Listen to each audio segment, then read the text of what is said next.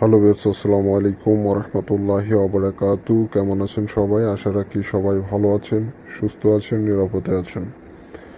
তো আপনারা যে যেখান থেকে ভিডিও দেখুন না কেন, সবাই ভালো থাকুন, সুস্থ থাকুন, নিরাপদে থাকুন। তো আপনারা আমার এই ভিডিওতে ক্লিক করেছেন বশীকরণের উদ্দেশ্যে। হ্যাঁ বন্ধুরা, এটা এমন একটি বশীকরণ, যে বশীকরণটি যার উপরই প্রয়োগ করেন না কেন, সে যতই অহংকারে বা ধনী দুলালি হোক বা যতই বড় কিছু হোক না কেন, যার উপরই প্রয়োগ করেন না কেন, সে সব কিছু ছেড়ে আপনার কাছে আসবে এবং আপনার কাছে ধরা দিবে।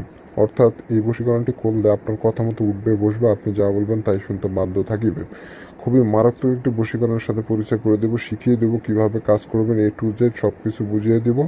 আর তাই ভিডিও টেনে দেখবেন না। এগুলা কাজে সামান্যটুকু ভুল হলে কিন্তু কাজ হয় না, হিতে বিপরীত হতে পারে। অর্থাৎ কেন রিস্ক নিয়ে কাজ করবেন অযথা? এই 3 মিনিটের ভিডিওটা দেখেন কষ্ট করে, আশা করি সব বুঝতে পারবে, সব কিছু বুঝিয়ে দেবো, একটুও টেনে দেখবে না। তো বন্ধুরা, এই বশীকরণটি করার জন্য সাদা কাগজ সংগ্রহ করতে হবে এবং লাল কালি সংগ্রহ করতে হবে। তো এই দুইটা সংগ্রহ করে থাকলেই যথেষ্ট, আর কোনো কিছু প্রয়োজন নাই। তো বন্ধুরা, চ্যানেলে নতুন এসে থাকলে অবশ্যই সাবস্ক্রাইব করুন, পাশে থাকা বেল আইকনে ক্লিক দিয়ে অল নোটিফিকেশন অন করবেন এরকম আরও নতুন নতুন ভিডিও পাওয়ার জন্য। তো বন্ধুরা, সাদা কাগজ সংগ্রহ করার পর ওই সাদা কাগজে স্কেল দিয়ে সুন্দর করে, যেভাবে দেখতে পাচ্ছেন স্ক্রিনের নকশাটি, ঘর যে কয়টা ঘর দেখতে পাচ্ছেন ঠিক একই রূপভাবে সোজা করে টেনে ঘর তৈরি করতে হবে। চোখ যেভাবে আছে সেভাবেই করতে হবে। এখানে বাড়তি কোনো নিয়ম না, আমি যে নিয়মটা বলে দিব ওই নিয়মে কাজ করতে হবে, এর বাইরে কোনো আর নিয়ম নাই। আচ্ছা, তো লাল কালি অবশ্যই সংগ্রহ করতে হবে। কালো কালি বা রঙিন কালি দিয়ে যদি নকশাটা অঙ্কন করতে যান, কিন্তু নকশা কাজ করবে না, বিষয়টা মাথায় রাখবেন। তো যখন নকশাটা অঙ্কন করবেন সেই দিনটা হতে হবে শনিবার দিন। শনিবার দিন ছাড়া অন্য কোনো দিনে এই নকশা কাজ করবে না। শনিবার দিনে আপনি অঙ্কন করতে হবে। শনিবার দিন ছাড়া যদি মঙ্গলবার অঙ্কন করেন বা অন্য কোনো দিনে অঙ্কন করেন, নকশা কিন্তু কাজ করবে না, বিষয়টা মাথায় রাখবেন।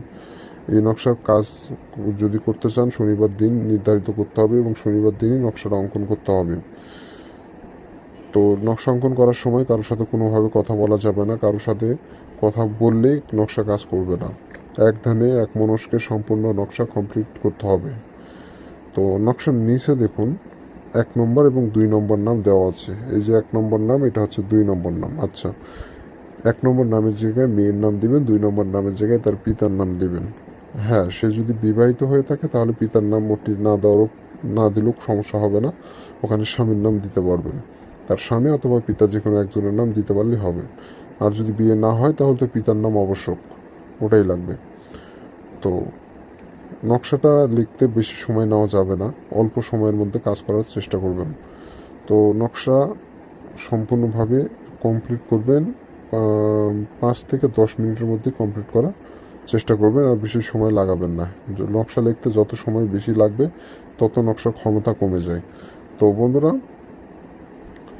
পাক পবিত্র হয়ে নকশাটা অঙ্কন করবেন। নকশাটা অঙ্কন হয়ে গেলে এই নকশাটা আপনার কোনো কাজ নাই, এই নকশাটা সাথে সাথে আগুনে পোড়ায় ফেলবেন।